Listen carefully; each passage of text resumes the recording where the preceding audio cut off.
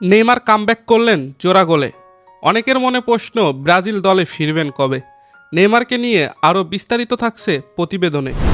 সান্তোসে ফেরার পর ম্যাচে এটাই প্রথম জোড়া গোল নেইমারের।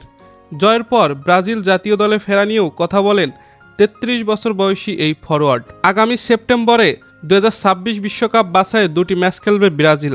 আগেই ২০২৬ বিশ্বকাপের টিকিট পাওয়া ব্রাজিল সেপ্টেম্বরেই শেষবারের মতো বাছাই পর্বে মাঠে নামবে। বাংলাদেশ সময় ৫ সেপ্টেম্বর রিও ডি জেনিরোয় ব্রাজিলের প্রতিপক্ষ চিলি।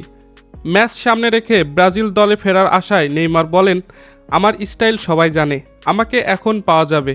আমি একজন অ্যাথলেট, এখনও ভালো বোধ করছি, এখন সিদ্ধান্ত তাদের।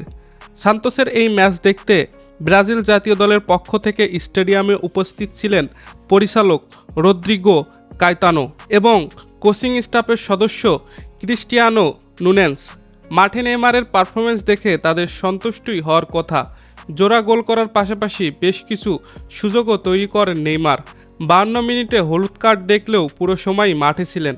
ব্রাজিল জাতীয় দলের হয়ে সর্বোচ্চ গোলদাতা নেইমার তার দেশের হয়ে সর্বশেষ মাঠে নেমেছিলেন ২০২৩ সালের অক্টোবরে। সে ম্যাচে হাঁটুতে চোট পাওয়ার পর দীর্ঘ ১২ মাস ছিলেন মাঠের বাইরে। এখন সব চোখ নেইমারের দিকে। সান্তোসে ফর্ম ফেরার পর আবারও ব্রাজিলের জার্সি গায়ে উঠবে তার, এমনই আশা করছে তার সকল ফ্যানরা। দর্শক, খেলাবাজের ভিডিও পর্যন্ত। ভিডিওটি ভালো লাগলে লাইক করে দিন। নিয়মিত খেলার আপডেট ভিডিও পেতে আমাদের সাথেই থাকুন।